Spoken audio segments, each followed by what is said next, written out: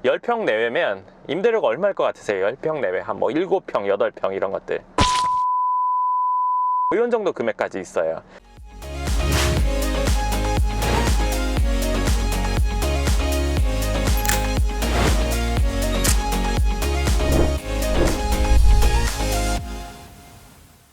네, 반갑습니다. 연금처럼 월세 받게 해주는 연금연구동산연구소 황 소장입니다. 오늘은 가로수길을 지금 가고 있어요. 이게 왜 가고 있냐면요, 사실은 이 사람들의 상식이 이런 거잖아요. 뭐 건물이 공실이 나면 건물 주인이 월세를 못 받으니까, 그리고 수익률이 낮아지니까 대출이자도 내야 되니까 그러면은 건물을 내놓겠지. 그리고 싸게 내놓을 거야, 이렇게 생각을 한단 말이에요. 그리고 건물 살 거를 미루는 분들도 있겠죠. 그런 생각을 가지고. 그러니까 어떻게 보면 되게 이성적인 생각이고 맞는 말이기도 해요. 당연히 건물이 다 비어 있으면, 내지는 1층이나 월세가 제일 많이 나오는 곳들이 비어 있으면 어떻게든, 그러니까 임대를 내놓으려고 할 거고, 임대가 안 나가서 대출이자 감당이 안 되면 건물을 싸게 매각을 하려고 한다. 이게 건물을 살려는 분들이 비어있는 공실들을 보면 그렇게 생각하고, 두 번째, 매장을 하고 있는 분들은 이렇게 생각해요. 뭐 요식업이라든지 매장 하는 분들은 이제 공실 이렇게 됐으면 이제 임대료 싸게 나올 거야, 뭐 훨씬 싸게 나올 거야, 좀 이따가 오픈하면 될 거야, 이렇게 생각하는 분들도 있단 말이에요. 그래서 오늘 가로수길을 보러 왔는데, 그럼 왜 가로수길을 보러 왔냐? 최근에 제가 가로수길을 다녀보니까 공실이 많더라고요. 그래서 그걸 직접 한번 오늘 보여드릴 거예요. 자, 근데 가로수길 가는 길이에요. 위에서 보니까 어떠세요? 차가 엄청 많아요. 아직 퇴근 시간 전인데도. 사람이 얼마나 있는지와 대로변에 공실이 얼마나 있는지 한번 직접 볼 거예요. 그래서 가로수길을 여기 신사역 쪽에서 저쪽 현대백화점 쪽으로 가면서 한번 보고, 오면서 반대쪽 한번 보고, 뒷골목 세로수길도 한번 볼 거예요. 공실이 얼마나 있는지, 그리고 전체 건물 개수가 몇 개 중에 공실이 몇 개나 나와 있는지, 1층을 기준으로요. 그리고 그 건물들은 지금 매물로 나와 있는지, 나와 있다면 얼마에 나와 있는지, 이런 것들을 다 한번 이야기를 해볼 거예요. 이 영상은 오늘 이 밖에서 찍는 것만이 다가 아니라 제가 사무실에서도 이어지는 영상으로 한번 보도록 할 거예요. 자, 이제 가로수길 들어갑니다. 여기 가로수길 초입에 원래 여기 1층부터 4층까지 있던 건물 바리케이트 같은 거 멋있게 되게 해놨잖아요. 공실이 꽤 됐었는데 이번에 임대가 된 건지 신축을 하는 건지, 제가 보기에는 리모델링해서 임대를 하는 것 같네요. 그래도 명품 브랜드가 가로수길 들어오는 상황이 됐네요. 네, 자, 이제 가로수길 초입부터 한번 보겠습니다. 여기 이제 가로수길 시작이죠.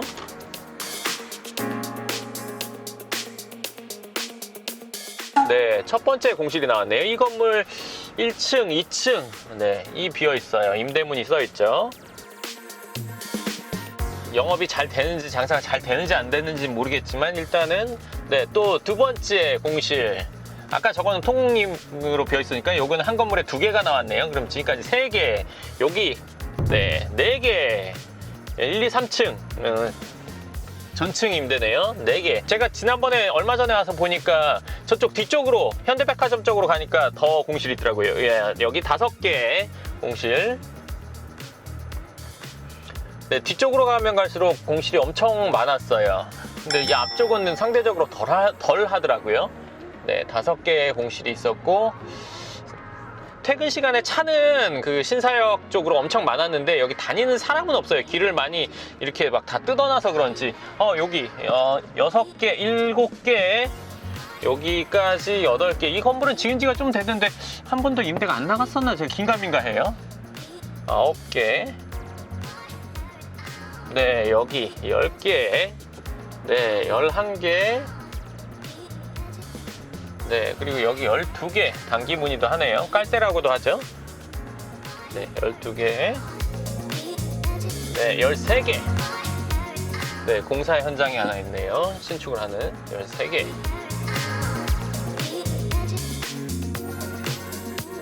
여기는 지금 뭐 공실인지 뭔지 모르겠네요. 가려놔서 리모델링을, 인테리어를 하고 새로 오픈을 하려고 하는 건지 뭔지는 모르겠어요. 네, 여기 가로수길이 이렇게 이 메인 거리인데 여기가 이렇게 이쪽 한쪽 라인만 지금까지 13개가 공실이 있는 거는 아마 지금 가로수길이라는 곳이 핫하게 주목을 받고 나서는 아마 처음인 일 같아요. 그러니까 저도 여기를 자주 왔다 갔다 하니까요. 그러니까 13개나 공실? 이쪽 임대가 들어와 있는데 통임대 써 있네요. 그러니까 여기가 아마 나가기로 했나 봐요. 근데 일단 13개로 할게요. 저기는 깍두기로 하고 아직은 공실이 아니니까 13개. 네, 여기도 공실 14개. 이거는 1, 2층이 비어있죠. 14개. 네, 여기 15개, 16개라고 보면 되겠네요. 2개 있고 뭐 지하도 있지만 일단 지하는 배제하고 16개. 아, 네. 여기 엄청 큰 건물인데 이거는 건물 통으로 비어있나요? 전층 임대 17. 이 건물은 꽤 큰데 전체 지금 공실이네요. 네, 전층 임대가 붙어 있어요. 여기도. 네, 17개고 자 이제 돌아야 되는데 돌기 전에 저쪽 처음부터 시작해야 되는데 여기 지금 빨간 간판에서 더 먼 쪽 건물 그것도 공실이에요.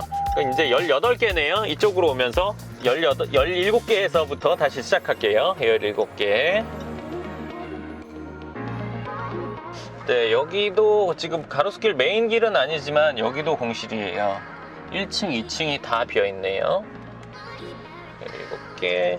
여긴 근데 여기도 뺄게요. 일단 가로수길 메인은 아니니까. 이 정도 공실이 있는데도 괜찮을까? 그리고 이 메인 가로수길 메인 길 말고 그 뒷골목 세로수길도 한번 볼 거예요. 오늘 이렇게 보고 나서요. 매물이 나와 있는 것도 확인할 거고 공실이 나와 있는 건물들의 지번도 다 확인할 거예요. 그래서 그 현재 상황이 경제적인 상황이 어떻게 되어 있는지까지도 다 파악을 해서 이야기를 어느 정도 하고 뭐 개인정보나 이런 것까지는 얘기할 수 없겠지만 어느 정도까지는 다 얘기하고 그리고 현재 이 부동산 시장의 꼬마 빌딩 뭐 예를 들어서 가로수길의 꼬마 빌딩 시장이라든지 앞으로 어떻게 될지 현재가 어떻게 되고 앞으로 어떻게 될지에 대해서 그리고 뭐 투자를 생각하는 분들이라면 어떤 생각, 자세, 어떤 개념을 갖고 보셔야 될지도 한번 얘기해 볼 거예요.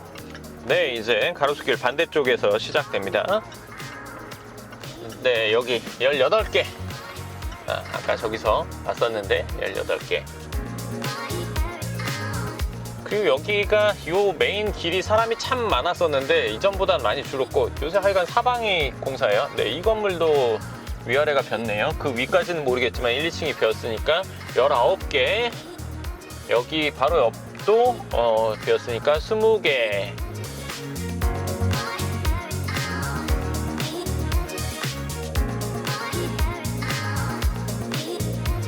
네, 20개, 21개.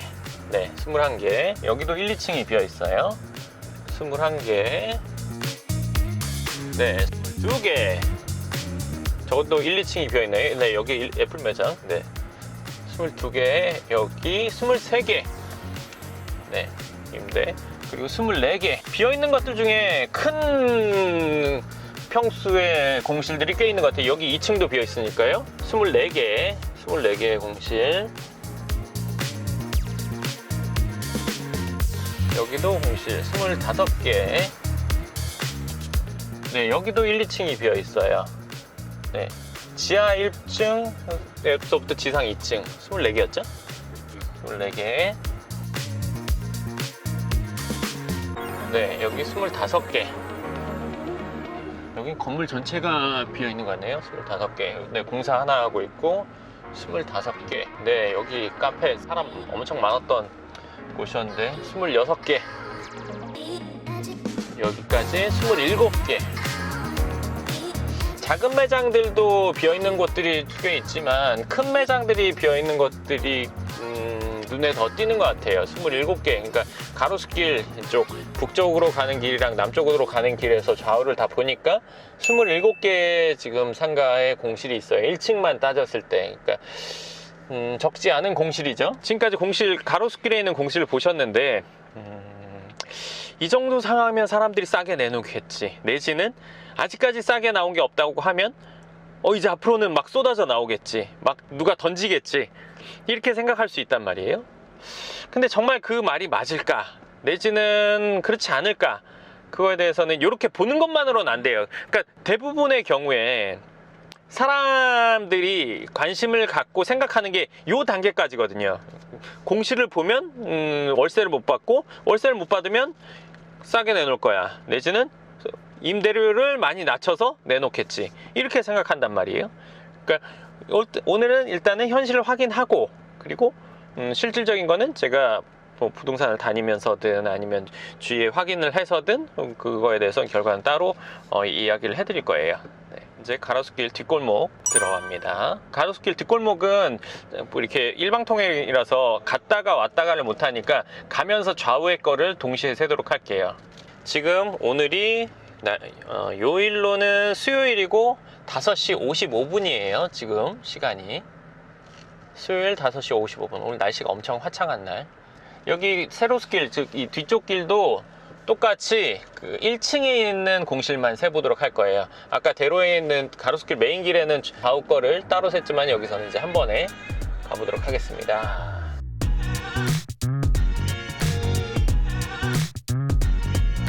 그러니까 메인 길은 주로 패션이나 액세서리 이런 물건을 파는 곳이 많다면 여기는 먹는 거랑 소매점이랑 뭐 혼재되어 있다고 보시면 될 것 같아요. 여기는 아직 공실이 없고 왼쪽에 하나 공사 현장만 하나 있네요. 네, 여기 첫 번째 공실, 세로스길에서의 첫 번째 공실 하나.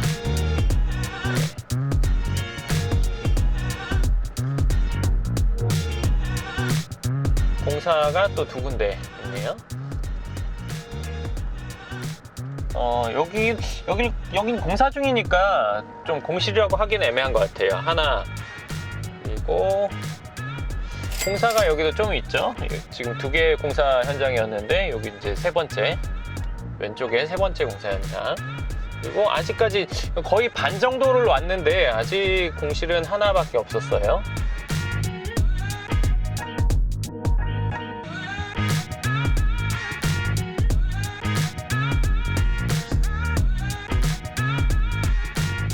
네, 가로수길 뒤쪽을 보고 있는데 이게 좀 생각과는 다르실 거예요. 어떤 분들한테는. 왜냐면 메인이 꽉 차고 뒷골목이 비어 있어야 되지 않을까? 이렇게 생각하실 수 있는데 오히려 반대죠. 뒤에서는 지금 공실 하나밖에 없었어요. 다 꽉 차 있어요.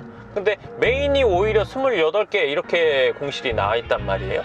과연 이건 어떤 이유 때문일지 그거는 영상 결론에서 한번 얘기를 해드릴게요. 네, 여기 공실 여기도 있네요. 3개.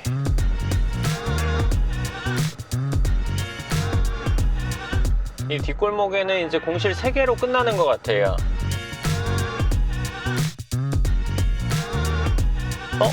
저쪽 위쪽도 한번 볼까요? 다음 이면도로도. 네, 거기도 이면도로도 한번 더 볼게요. 먼저 좀 얘기를 한다면 참 이상한 일이죠. 보나마나 저 뒤쪽 골목도 별로 안 비어 있을 거예요. 이 메인 도로보다. 메인 도로에 27, 8개의 공실이 있는데 뒤에는 왜 3개밖에 없지?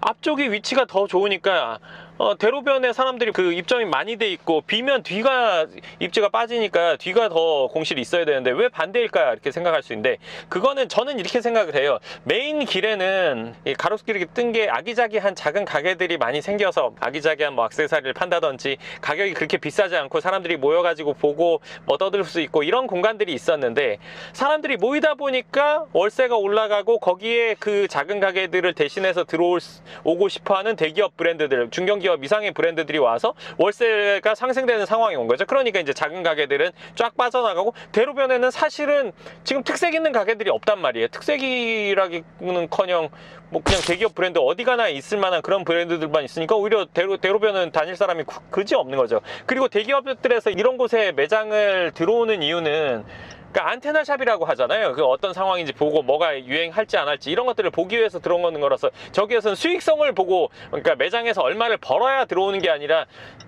쉽게 말하면 정말 안테나 형태로 보려고 들어오는 거란 말이에요. 근데 안테나를 충분히 하고 나서 이제 나가고 내지는 월세 부분에 있어서의 안테나도 하면서도 수익이 어느 정도 돼야 되는데 그런 부분은 약하다 보니까 그리고 또 코로나 이 상황이다 보니까 이제 빠져나간 거죠. 그러니까 그 다음 세입자를 지금 못 구하고 있는 상황. 막 호경기가 엄청 막 좋고 막 그렇다면은 이런 상황은 아니겠지만 그거와 좀 다르니까요. 네, 그럼 가로수길 반대쪽 골목길 한번 볼게요. 네, 첫 번째 공실 여기 하나.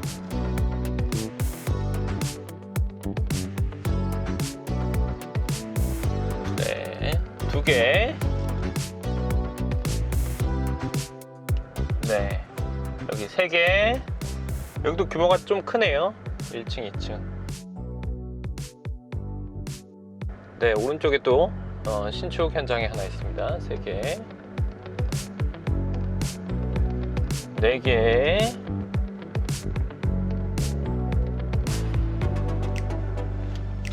매장이 나뉘어져 있으니까 5개라고 할게요. 5개. 네, 여기 6개.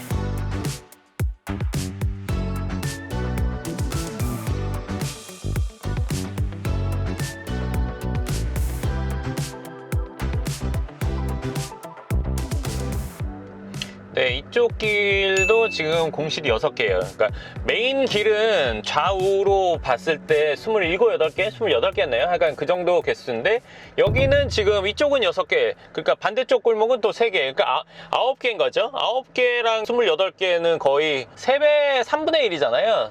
그러니까 그 정도로 공실 차이가 나는데 이게 결국에는 앞에 있는 매장들의 큰 규모의 매장들 그리고 대기업들이 들어오면서 월세를 많이 띄워놓고 그거에 맞게 건물값이 또 올라갔죠. 그리고 그런 가격을 기준으로 해서 거래가 되기도 했고 그런데 누군가 산 사람들은 이전에 봤던 월세보다 훨씬 더 낮은 월세로 내놓기는 그렇고 그러니까 지금 현재는 공실이 돼 있는 거라고 보이고 반대로 이제 가로수길 뭐 좌우로 뒤쪽에 있는 양옆으로 안쪽에 있는 골목 같은 경우에는 그렇게 큰 매장보다는 작은 매장들이 있다 보니까 그런 것들은 그래도 소호 뭐 작은 뭐 소매점, 도소매점 이런 것들이 들어와서 아직은 그래도 공실이 덜 한 거죠. 근데 이 상황은 조금 더 조금 더 제가 확인을 해보고 추가적으로 얘기를 해드리도록 하겠습니다. 반갑습니다. 황 소장입니다. 지난번에 가로수길에 저희가 공실 현황을 가서 한번 봤어요. 근데 사실은 저는 제 성격이 일단은 뭔가 하나 확인을 하면 끝까지 확실하게 정확하게 이 이상 없다는 것까지 확인을 해야 직성이 풀리거든요. 그래서 그냥 가로수길에 전체 매장이 몇 개가 있는데 그 전체 매장 중에서 공실이 몇 개고 그 공실률을 따져보니까 몇 %고 그리고 이게 역대 몇 % 뭐 이런 거를 얘기하는 것도 물론 중요하다고 생각해요. 근데 그렇게 비율로 얘기하는 게 과연 현실과 얼마나 밀접할까 저는 사실 좀 의문이에요. 그래서 제가 하는 방식은 뭐냐면 그때 공실이었던 건물들에 오늘 가서 지번을 다 확인할 거예요. 번지수 즉 주소를 다 확인을 하고 그 해당 건물들의 등기부등본을 다 떼볼 거예요. 등기부등본을 떼본다는 거는 소유주가 누구냐, 소유주가 나온다면 나이가 어떻게 되냐, 아니면 회사 소유냐, 개인 소유냐 이런 것들도 나오고 그리고 대출을 했으면 대출을 어디서 얼마나 했느냐까지 다 나온단 말이에요. 그러면 그 건물에 대해서 알 수 있는 겉으로 드러나는 모든 상황은 알게 되는 거죠. 주인이 지금 대출이자를 얼마나 내고 있는지, 이거 월세를 못 받아서 지금 얼마나 손해인지 이런 것들을 알 수 있을 거예요. 그리고 그 다음으로 뭘 확인할 거냐면 지금 가로수길 라인에 있는 내지는 가로수길 전체 그 가로수길이 들어있는 전체 블럭에 있는 매물로 나온 건물들이 몇 개나 있는지 그리고 지금 그 건물들의 상황은 어떤지까지 확인을 할 거예요. 그러면 우리가 보통 지나가면서 생각하는 거, 야 여기 공실이니까 건물 싸게 내놓겠지, 쌀 거야, 지금 임대도 싸게 내놓을 거야, 이런 것들에 대한 해답을 얻을 수 있을 거예요. 그러면 우리가 갖고 있는 그 생각이 정말 사실인지 아닌지 알게 될 거예요. 그래서 지금 가로수길 가서 번지수 확인하고 제가 등기부 이후에 발급받아서 한번 그 내용을 전해드리도록 하겠습니다. 물론 뭐 개인정보적인 부분이나 아니면 너무 디테일하거나 그런 것들은 어느 정도는 좀 걸러서 얘기를 하도록 하겠습니다. 네, 그럼 가로수길로 다시 가겠습니다. 네, 이제 가로수길에 도착했는데요. 이제 걸으면서 번지수를 한번 확인해보고 그리고 나서 사무실에 들어가서 뭐 등기부 발급해서 제가 보고를 할 겁니다. 네, 그러면 이제 가로수길 한번 걸어가 보시죠. 제가 그 번지수를 확인하려고요. 이렇게 지번도를 가져왔어요. 그래서 여기서 지나가면서 보고 이제 체크 이렇게 할 거예요.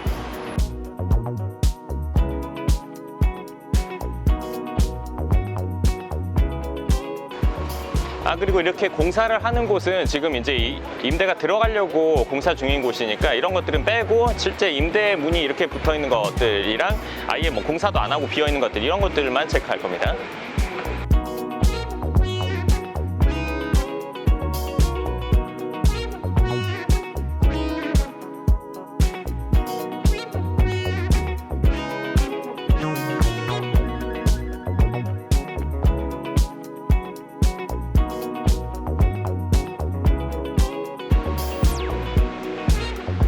보시면 우리가 보통 지번을 확인할 수 있는 거는 여기 이런데 이게 파랗게 붙어 있잖아요. 여기에 보면 집원은 그러니까 맨 밑에 써 있어요. 그러니까 원래는 뭐 가로수길 몇 이렇게 써 있는데 번지수는 이 밑에 작게 써 있어요. 그래서 제가 그거 보려고 여기 왔습니다.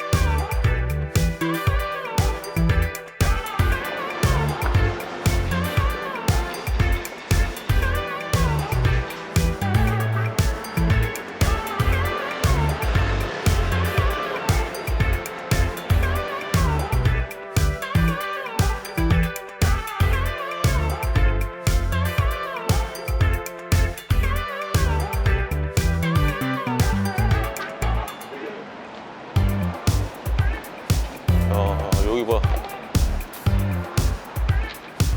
되게 오래 방치됐는데.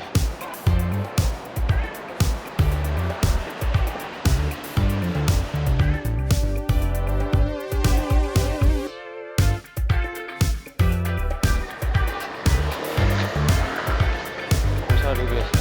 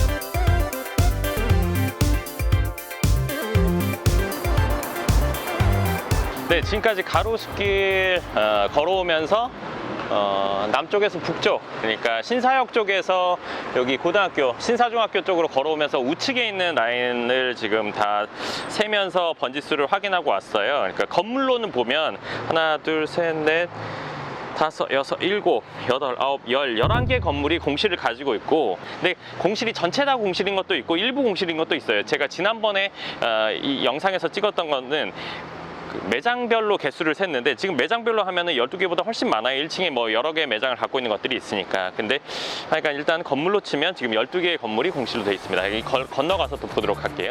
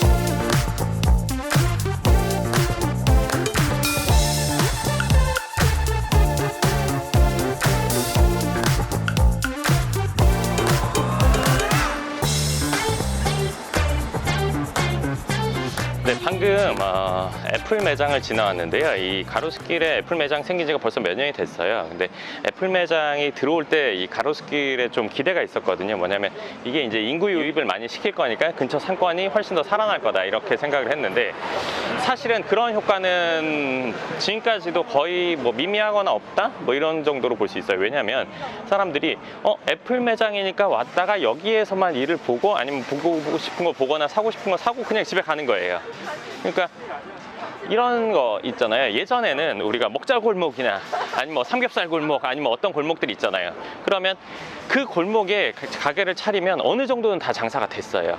근데 지금은 사람들이 그 골목을 가서 먹을 걸 찾는 게 아니라 검색을 해서 보고 어디 하고 거길 찍고 간단 말이에요. 그러니까 잘 되는 가게 옆에 있어도 영향이 크게 없는 거죠. 이전에는 그렇지 않았는데 지금 이 애플 매장이 그런 것 같아요. 그러니까 여기만 와서 일을 보고 가는 거지 거기 가서 놀다가 애플 매장을 가고 이런 게 아니거든요. 그러니까 건물을 우리가 매입하거나 할 때도 생각해 봐야 될 게, 내가 건물을 사는데 아니면 그 인근에 뭐가 생긴다고 했을 때 정말 영향이 있을지 없을지는 좀 냉정하게 생각해 봐야 돼요. 예를 들어서 뭐 대형 쇼핑몰이 들어온다. 그럼 예를 들어서 그 안에 생기는 매장들한테는 득이 있겠지만, 요즘에는 어떤 몰이 생기면 근처에 가서 차 세워놓고 인근을 도는 게 아니라 그냥 몰 안에 주차하고 그 안에서만 볼일 보고 그대로 나간단 말이에요. 그러니까 근처에는 별 영향이 없는 경우도 많아요. 그러니까 영향이 있는 경우도 없는 경우도 있는데, 그거는 생긴다고 해서 무조건 있다고 볼 수 없다는 거예요. 예를 들어서 몰의 협력사들이나 그런 것들은 근처에 들어와서 뭐 임대를 들어오거나 뭐 사옥을 사용하거나 할 수 있는데, 그런 용으로 내가 건물을 한다면 그 인근에다가 괜찮을 수 있는데, 어떤 판매점이나 이런 걸 한다면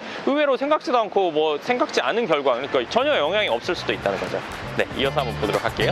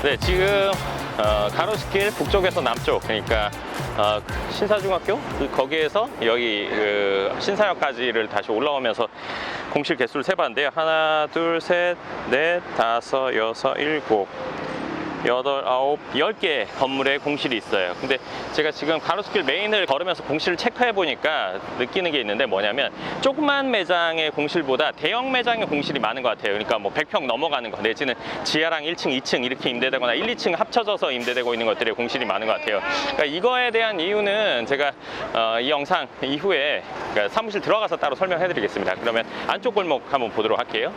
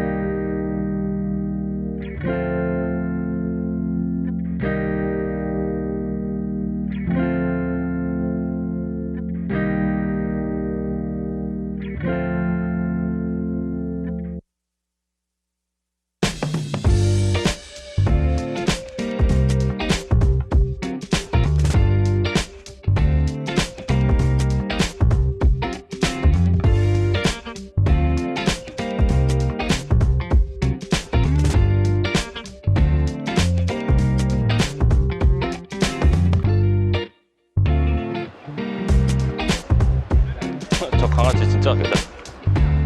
안 움직이지만 진짜야.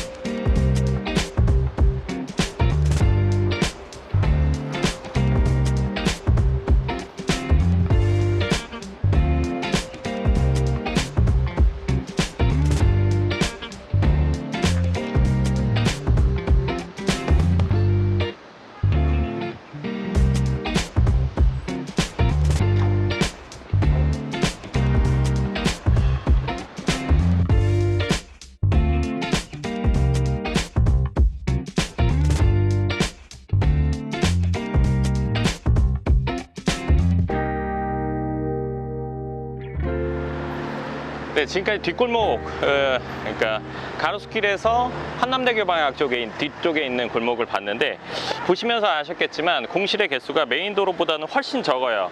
그러니까 공실이 있는 건물 개수 먼저 세볼게요. 하나, 둘, 셋, 넷,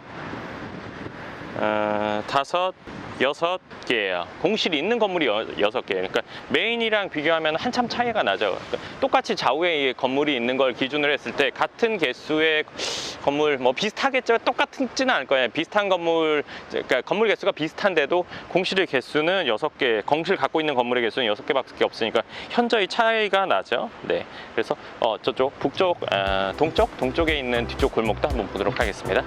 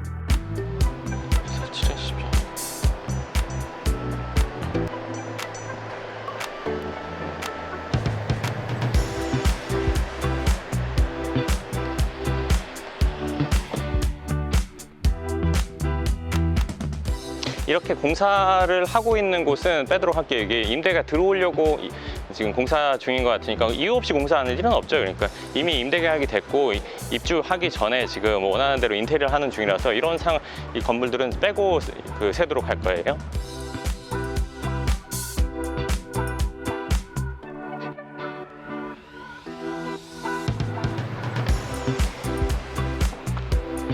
여기는 사실 지금 조금 애매한 게 인테리어 공사를 하는 것 같진 않고 이미 나가고 나서 원상복구하는 그런 느낌이거든요. 왜냐면은 뭔가 설비하고 이런 게 있는 게 아니라 지금 뜯어낸 흔적만 있어서 여기도 일단 세도록 할게요.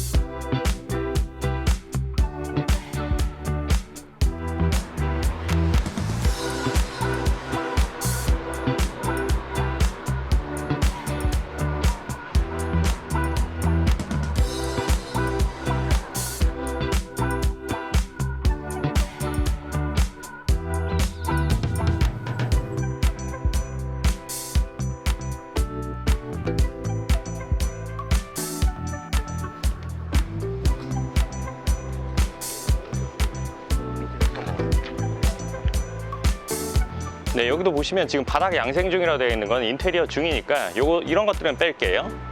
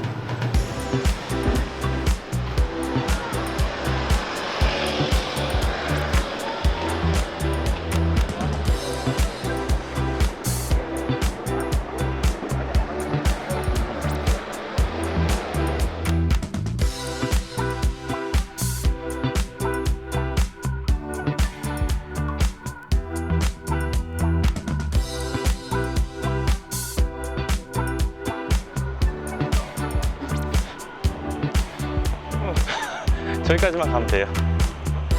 네.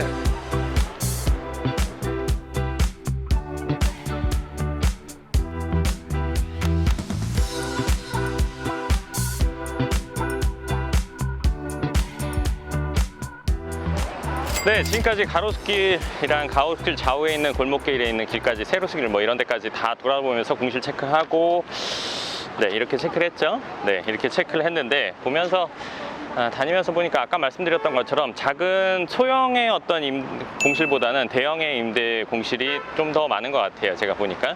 그리고 물론 지금 영업장을 운영하고 있더라도 곧 나갈 예정인 업장들도 있을 거고, 아니면 어딘가 지금 계약이 되기 직전인 것들도 있을 거예요. 그렇지만 그것까지 다 따져볼 수는 없잖아요, 현실적으로. 그러니까 지금 현재 나와 있는 상태에서의 공실은 지금 100% 다 체크를 했어요. 그리고 이거에 대해서 어떤 상황인지 파악도 좀 해보고 또 이야기를 전해드리도록 하겠습니다.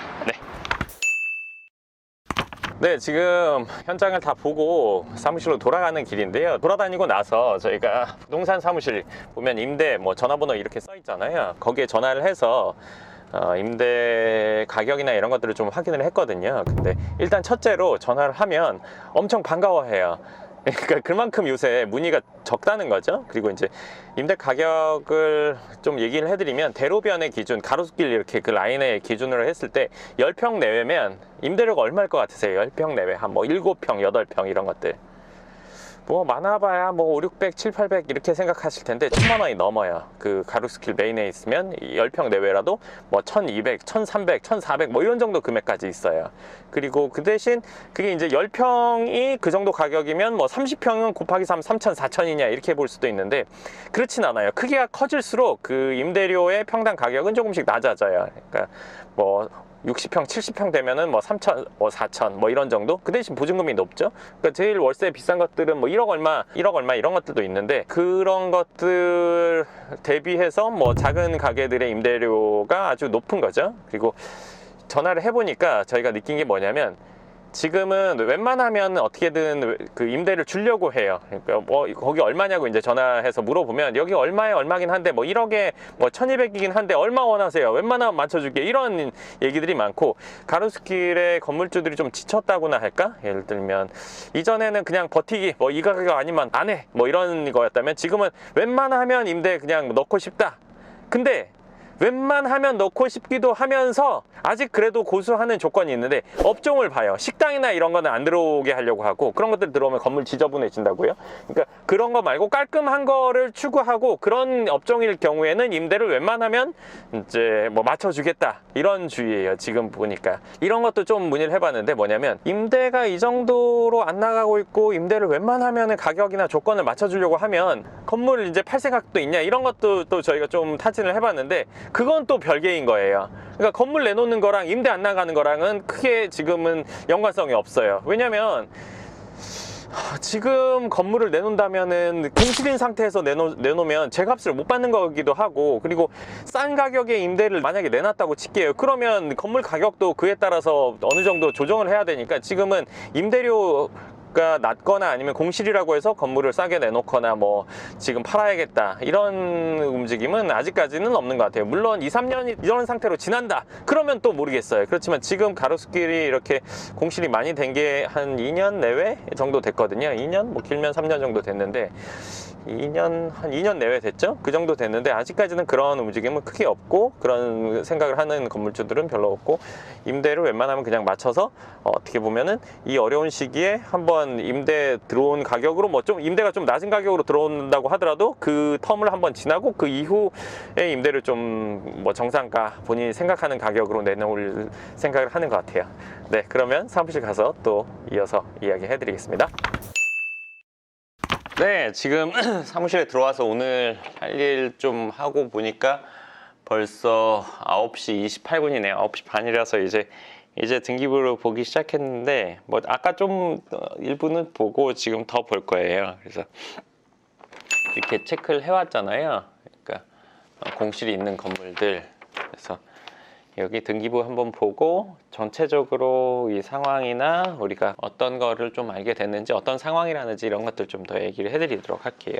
그리고 오늘 보면서 아까 말씀드렸겠지만 월세가 뭐 10평 안 되는데 뭐 1000몇백 된다는 거를 들으시고는 야, 씨 그게 말이 돼? 그렇게 정말 비싸? 라고 생각하는 분들도 있으실 거예요. 왜냐면 이쪽 시세를 모르는 분들은 그럴 수 있으니까요. 근데 참 재밌게도 가로수길 메인 길 말고 그 안쪽에 세로수길이나 그 위쪽 북쪽 그 동쪽으로 그 안쪽 길 있잖아요. 그쪽에는 시세가 그거의 거의 한 50% 정도예요. 그러니까 어떻게 보면 좀 현실적이라고 할 수 있겠죠. 근데 한 8평 뭐 10평 내외가 월세가 600, 뭐 700 이렇게 한다는 것도 엄청 비싼 거잖아요. 600 뭐 내외 이렇게 한다고 치면. 근데 대로변은 그거보다 훨씬 더 비싸니까요. 어찌됐건 등기부 등본 한번 보고 좀 얘기를 해드릴게요. 이게 오늘 공실인 건물들 등기부를 다 발급을 한 거예요. 그러니까 등기부에는 아시겠지만 건물의 규모 그리고 주인이 누군지 그리고 주인이 개인인지 회사인지 그리고 개인 중에도 집은 뭐 가족끼리 나눠져 있는지 아니면 혼자 있는지 두세 명이 갖고 있는지 이런 것들이 있고 또 특히나 대출이 얼마나 돼 있는지 이런 것들도 있어요. 근데 제가 아까 조금 보다 보니까 대출 뭐 여기 보면 100만, 1000만억, 10억, 100억, 280억 한 건물인데 대출이 280억 있어요. 근데 이 280억만 있는 게 아니라 그 뒤에 보니까 280억에 21억 6천 그러니까 거의 뭐 300억 정도 되는 근저당이 걸려 있어요. 근저당이라고 치면 120%니까 어찌됐건 이것도 200억 넘는 대출이 있는 거죠. 근데 이런 정도 건물에 1층에 공실이 돼 있고 하면 이 건물은 통으로 비어 있었어요. 그러니까 지금 대출이자가 상당하겠죠? 100억에 대해서 대출이자 한 달에 거의 뭐 3천, 연 3.6%로 치면 3천이라고 친다면 7천 정도 넘게 대출이자가 나가고 있는 거예요. 이런 건물들, 좀 더 보고 얘기할게요, 제가. 네. 그리고 보다 보니까 이런 경우는 참 드문 경우인데 대출이 아예 없는 경우도 있어요. 을구에 보통 그게 있는데, 근데 이런 것들은 이제 개인이 갖고 있는 게 아니라 신탁회사에서 갖고 있는 거예요. 그러니까 제가 최근에 들은 얘기가 이런 얘기가 좀 있었어요. 이거는 들은 얘기니까 아직 확인은 안 된 거예요. 근데 한번 영상 보시는 분들이 한번 판단해 보세요.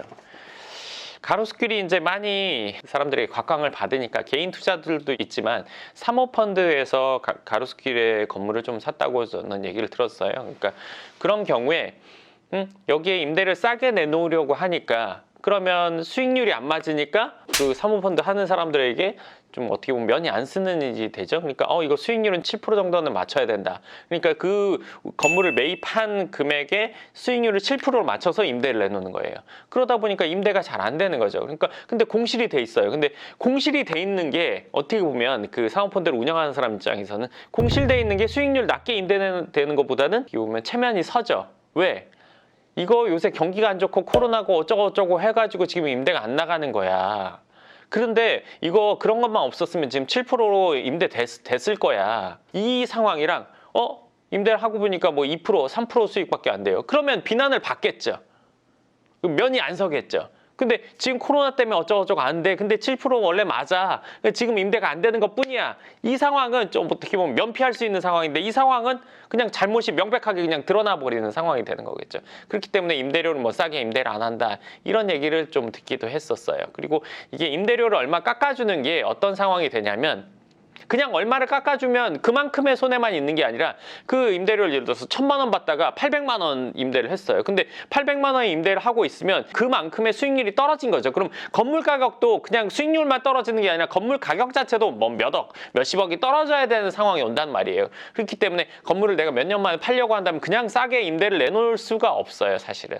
왜냐? 이거 200만 원 예를 들어서 손해보고 한다는 게 그냥 200만 원, 연 2,400인데 그 2,400 손해가 아니라 내가 건물값에 몇십억, 예를 들어서 몇억 손해.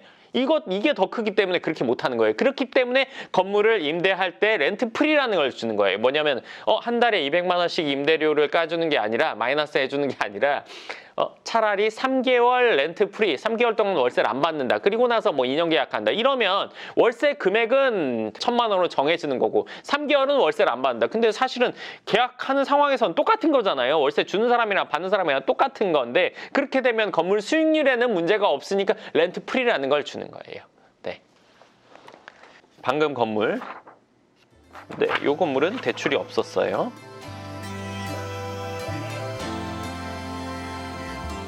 그리고 이 건물은 소유자인 분들이 미국인이시네요. 그러니까 검은머리 외국인이신 것 같아요.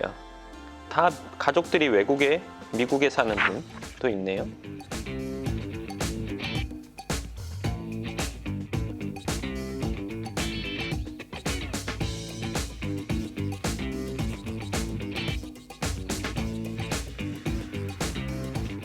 아직 모르지만 이 건물 같은 경우에는 나이가 조금 있으신 분인데 가족분들이 갖고 있으세요. 어머니가 갖고 있으시고 자녀들이랑 지분이 나눠져 있는 것 같은데, 요거는 32년생이세요. 나이가 꽤 있으시죠? 네.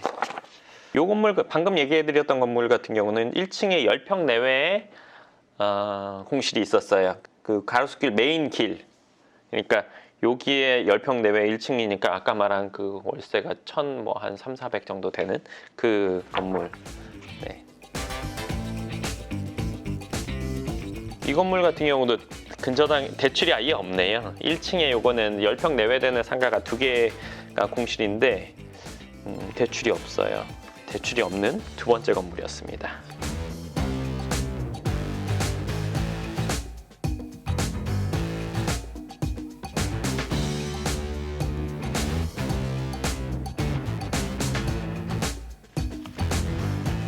지금 이 건물도 이 건물 같은 경우에는 개인이 아니라 회사에서 가지고 있어요. 주식회사에서 갖고 있는데 근저당이 340억 정도예요. 340억. 근저당이 340억이니까 실제 대출은 거진 300억 가까이 하고 그 대출이자가 거진 1억 넘을 거예요. 이건 대출이자만 해도. 근데 이 건물은 공교롭게도 지금 전체 통으로 공실이에요. 그러니까 그냥 이 회사에서 이 법인 회사에서 100% 대출 이자를 내고 있겠죠. 1억 넘는 돈을.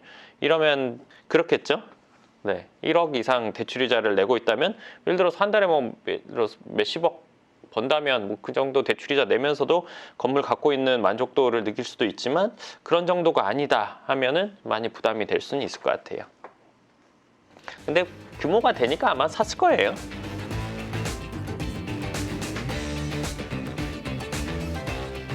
네, 이번 건물도 근저당이 270억? 와, 상당한 금액이죠.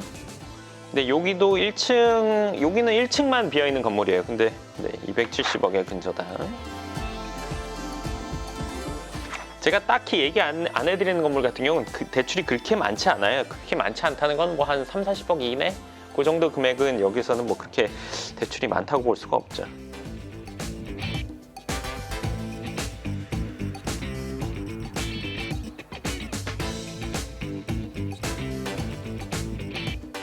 야, 이거는 지분으로 나눠 가지고 있는데 이 건물은 꽤 큰 건물인데 자녀들이 96년생, 98년생 이렇게 지분을 갖고 있네요. 그리고 근저당이 50억 좀 넘는 근저당을 갖고 있어요. 건물 규모에 비해서는 뭐 근저당이 많지는 않네요. 적다고 보여져요.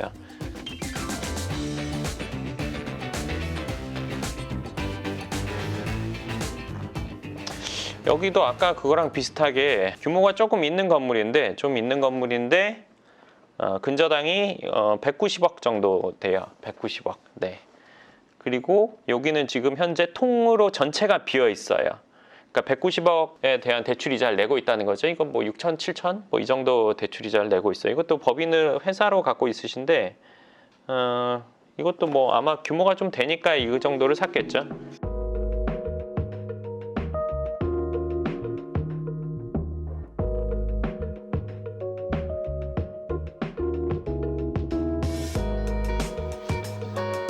그리고 등기부등본 볼 때 지금 그 비슷한 상황이 하나 있는데 하나 얘기해드리면 근저당을 떼봤어요. 근데 예를 들어서 건물이 있고 대출을 지금 뭐 2021년이니까 2017년에 하고 2018년에 하고 2019년 뭐 20년 이렇게 막 연이어서 대출을 하고 있다.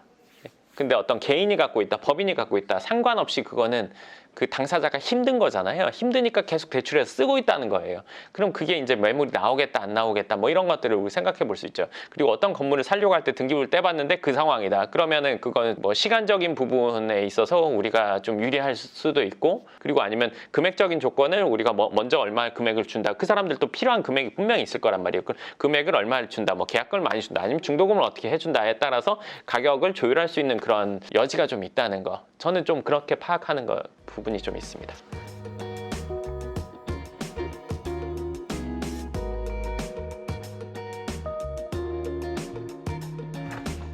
이 건물 같은 경우는 사실 큰 부담은 없을 것 같아요. 근저당이 뭐 7억 2천 있다면 뭐 6억 뭐 좀 넘는 금액에 대출을 했을 거고, 해봐야 뭐 한 달에 200만 원 내외 대출 이자 있을 건데, 여기는 지금 지하 1층과 1층, 2층 이렇게 비어 있어요. 그러더라도 뭐 그 정도는 뭐 크게 이 건물 갖고 있는 분이라면 큰 부담은 없을 것 같네요. 그러니까 이런 것들은 막 월세를, 그러니까 그래도 뭐 지하층이랑 1, 2층 비어 있으면 좀 불편함이 있죠. 대출 이자가 적다는 거지 나와야 될 금액이 안 나오는 거는 또 별다른 얘기긴 하죠.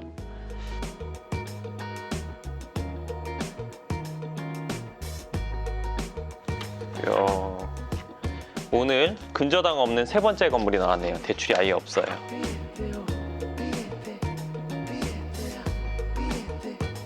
근데 이거는 자녀에게 상속을 50% 했는데 그 자녀가 지금까지 중에 제일 어린 것 같아요. 11년생이에요. 그러니까 11년생이 1911년 아닐 거 아니에요. 2011년이겠죠. 네, 2011년생이 가로수길에 있는 건물의 50%를 갖고 있네요. 뭐 당연히 이 정도 하셨으면은 증여세를 아마 다 내고 하셨을 거예요. 또 근저당도 아예 없는 걸 보니까요.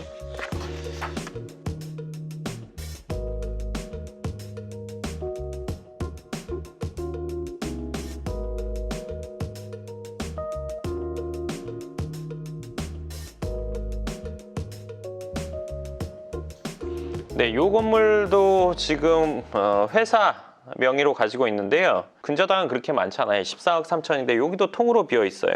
그러니까 통으로 비어 있으면 좀 그럴 것 같아요. 저도 만약에 제 건물이 통으로 비어 있다 그러면 좀 마음이 그렇겠죠. 근데 뭐 그것도 뭐 한 수천억 자산가라면 뭐 한 2, 3천억 갖고 있다. 근데 뭐 들어올 월세 한 1억 안 들어온다. 그거는 뭐 그럴 수도 있는 일이라고 생각할 것 같아요. 뭐든지 규모에 따라서 그렇잖아요. 뭐 예를 들어서 우리가 보통의 사람이 1억을 생각하는 것과 뭐 2천억 자산가가 생각하는 1억은 또 다르잖아요. 우리가 생각하는 10만 원, 뭐 100만 원 이런 차이일 수도 있으니까요. 그런 정도일 수도 있으니까요.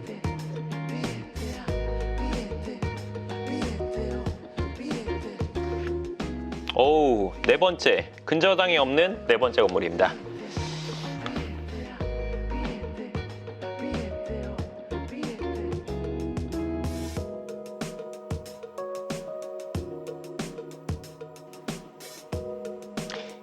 이 건물도 나이가 좀 있으신 분이 어머니가 아들 둘과 나눠서 갖고 있는 건물이에요. 아들 둘이 아니라 아들 둘, 딸 둘이네요. 근데 어머니 연세가 36년생이에요. 이분도 나이가 좀 있으시죠? 근데 이 건물 같은 경우는 1층에 작은 게 2개가 공실이 있는 건물이에요. 그러니까 1층에 뭐 10평 내외 2개라고 하더라도 아까 얘기해드린 것처럼 월세가 거진 3천 정도 될 테니까 작은 돈이 아니죠. 네. 근데 이 건물도 대출이 없어요. 근저당이 없는 5번째 건물. 근저당 없는 건물 사실 찾기가 쉽지 않은데 참 가로수길에는 그런 게 많네요. 제가 등기부등본 다 떼어보는 건 이 가로수길은 처음이니까요.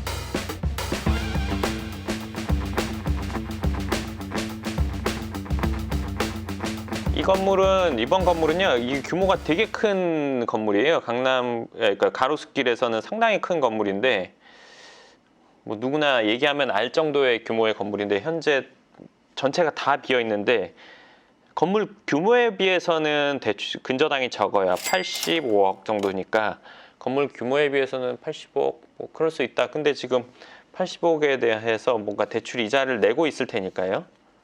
한 2천 몇백, 3천 안쪽에 대출 이자 내고 있을 것 같아요. 근데 통으로 다 비어 있으니까 이거는 월세 받으면 몇 억 나올 건물인데 그렇지 못하고 있으니까 좀 아쉽네요.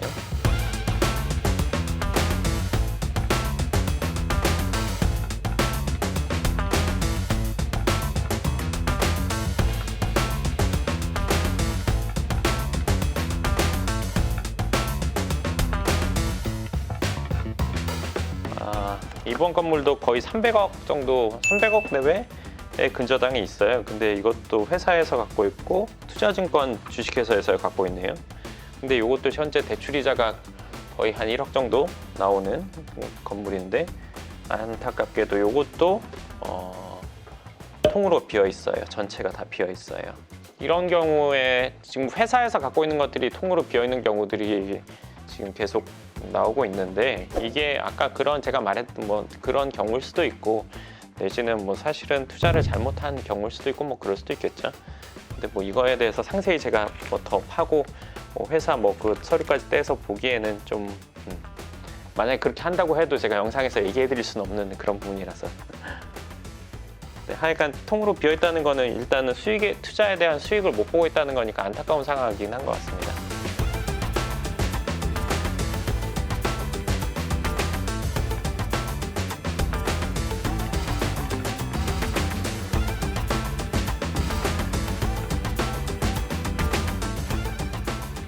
지금 제가 아까 얘기해 드렸던 그 상황인 건물인데요. 이 건물도 통으로 다 비어 있어요. 전체가 다 비어 있는데 근데 근저당권을 처음 설정한 게 2017년이에요.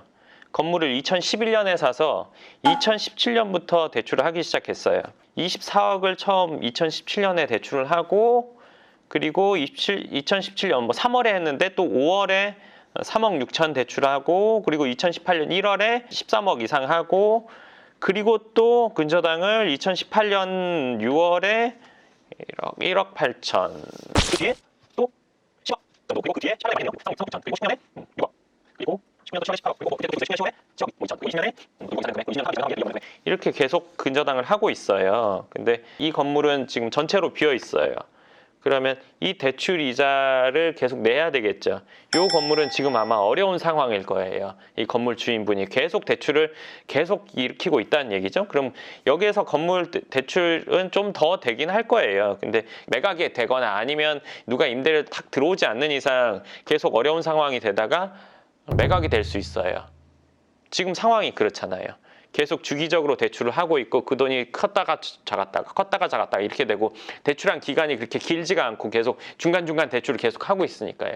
그러니까 이분 같은 경우는 사업이 어려울 수도 있고 수익이 없다고 하더라도 사업적으로 받쳐줬다면 그렇지 않았을 텐데 이거는 지금 이 상황만 보면 다른 건물에서 뭔가 수익이 나지 않는 이상 그리고 다른 건물이 있다고 해도 지금 어려운 상황이죠. 왜냐하면 결국에는 건물 담보대출을 계속 하고 있다는 얘기니까요. 그러니까 이거는 만약에 뭐 제 생각에는 이 상태로 계속 가면 뭐 매물로 나오지 않을까 이런 생각이 좀 드네요. 네, 공교롭게도 바로 뒤에 건물은 근저당이 없네요. 오늘 6번째 근저당 없는 건물이 6개였어요. 이렇게 살펴보니까 공실이 있었던 건물의 개수를 일단 세보면 가로수길만 봤을 때 하나, 둘, 셋, 22개 그리고 뒤쪽 길을 하면 11개네요.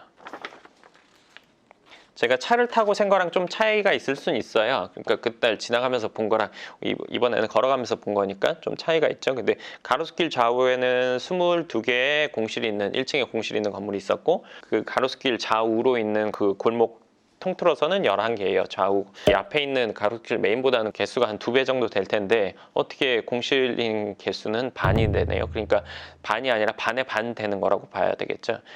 경기가 좋을 때가 있고 안 좋을 때가 있잖아요. 그러니까 바다로 치면 밀물이 있고 썰물이 있잖아요. 그러면 이런 높이의 말뚝이 있고 이런 높이의 말뚝이 있다면 물이 빠졌을 때는 얘는 둘 다 나와 있을 거예요.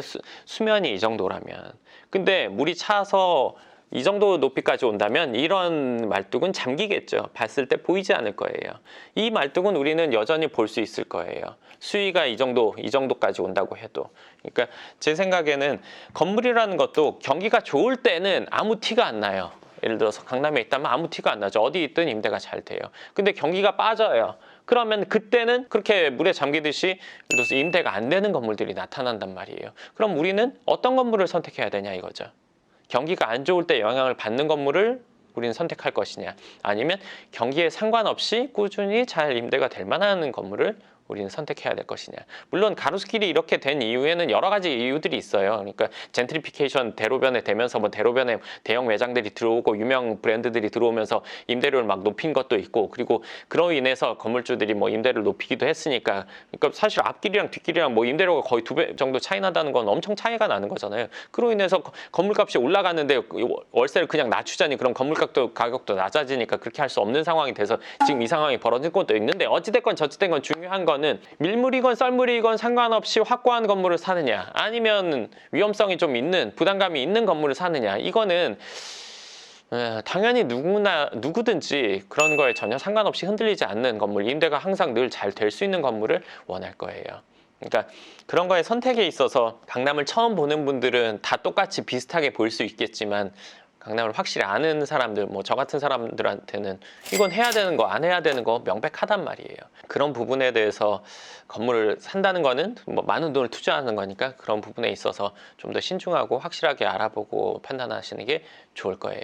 그리고 그렇게 정확하게 판단을 하기 위해서는 내가 모든 걸 다 알아보고 찾아보고 본인이 공부를 해서 아는 게 가장 저는 좋다고 생각해요. 그렇지만 그렇게 시간이 없거나 하면은 그 부분에 대해서 분명히 아는 사람에게 물어보고 자문을 구하는 게 훨씬 더 빠르고 확실하고 어떻게 보면 훨씬 더 경제적인 방법이라고 생각합니다. 정말 엉뚱한 결정을 하지 않는 방법이라고 생각합니다. 그리고 이렇게 공실이 되었다고 하더라도 제가 이 영상에서 맨 처음에서 얘기했던 공실이 되면 월세를 못 받으니까 그 월세를 못 받으면 손해니까 건물 주인들이 월세를 낮춰서 계약을 하거나 건물을 매물로 팔려고 내놓거나 할 것이다 라고 생각을 하잖아요. 첫 번째 생각, 임대료를 싸게 내놓을 것이다. 그거는 지금은 어느 정도는 맞아지고 있어요. 왜냐하면 임대가 뭐 5, 6개월, 7, 8개월 이 정도 안 나가는 거라면 까딱 없을 거예요. 근데 지금 1, 2년, 2년, 뭐 2년 이상 이 상황이 지속되고 있잖아요. 그러니까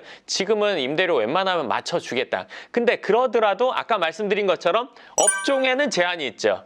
난 지저분한 건 싫어. 월세는 깎아주더라도 업종은 내가 원하는 거 들어와야지 들어오지 오케이지. 그렇지 않은 건 싫어. 이거죠. 근데 이 월세를 깎아준다는 것도 뭐 우리가 생각했을 때 뭐 30% 깎아주고 40% 깎아주고 이렇게 되기는 많이 어렵죠. 그러니까 어느 정도 선에서 깎아지긴 할 거예요. 그리고 두 번째 생각, 이 공실이 되면은 매물로 많이 나와 있을 거야. 이 생각할 수 있어요.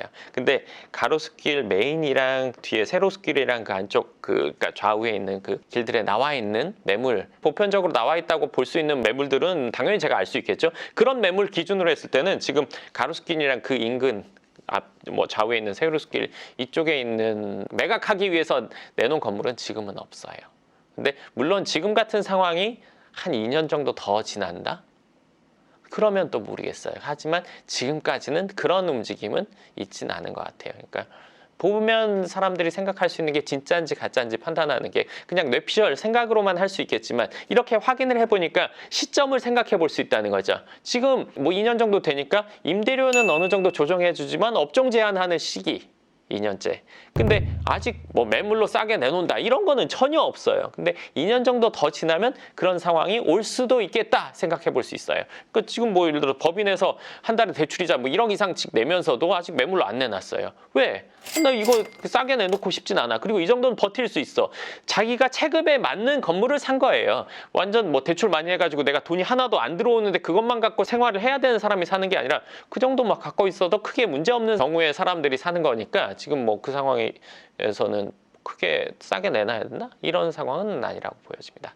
네, 오늘 영상은 여기까지 하고요. 제가 이제 한 2, 3일 내에는 일반 시중 서점에 제가 출간한 책 나는 아파트 대신 강남 꼬마 빌딩을 산다 이 책이 서점에 깔리게 될 거예요. 그러면은 그 책을 사서 인증하신 분들에게는 제가 실제 매물 이런 것들을 파악한 것들을 그 자료들을 보내드릴 생각이에요. 이제 뭐 이번 주나 추석 동안은 제가 계속 준비를 해서 뭐 일정 부분의 자료들을 보내드리도록 할 거예요. 그래서 책을 사신 분들 인증하는 방법이나 이런 것들은 지금 제가 생각하고 있고요. 자료가 준비되면 그것들은 다시 오픈해서 방법이나 이런 것들을 오픈해서 받아보실 수 있도록 하겠습니다. 네, 그럼 오늘 영상은 여기까지 하도록 하고요. 다음 영상에서 또 뵙겠습니다. 감사합니다. 제가 가로수길에 지금 나온 매물이 없다고 얘기해 드렸잖아요. 근데 제가 좀 빼먹고 체크를 다 못한 부분이 있었더라고요. 그래서 그 얘기 해드리려고 다시 카메라를 켰고요. 실제 가로수길 메인에는 현재 매각하기 위해서 나온 건물이 2개가 있어요. 근데 그게 뭐 354억, 뭐 400억대 이런 정도 건물이 있고 이제 세로수로 들어가면 또 세로수에도 400억대 건물 그리고 뭐 100몇십억대 건물들은 있어요. 하여간 일단 매물이 그 정도 한 6, 7개 정도 있더라고요. 가로수길 메인에는 뭐 2개 그리고 세로수길에는 뭐 5-6개 이런 정도 해서 전체적으로 한 뭐 6, 7개 정도의 매물인데 여기서 좀 재밌는 거는 뭐냐면 매물로 나와 있는 건물들은 전체 공실인 건물이 없었어요. 그러니까 공실이 뭐 1층에 조금 있다거나 이런 것들 그러니까 통으로 다 공실인 건물들은 매각으로 내놓지는 않았더라고요. 그거 좀 신기한 일이죠. 그리고 대표적인 건물 이 얘기하시면 다 아실 텐데 가로수길 들어가려고 할 때 그 초입에 왼쪽에 있는 건물 요즘에 몽블랑 막 간판 크게 엄청 붙어있고 그 안에 뭐 플래그십 매장을 하려고 하는 건지 아니면 임대로 들어가는 건지 그 건물도 지금 매물로 나와 있긴 하더라고요. 네, 제가 빼먹은 부분이 있어서 알려드리려고 카메라를 켰습니다. 네, 그러면 다음 영상에서 또 뵙겠습니다. 감사합니다.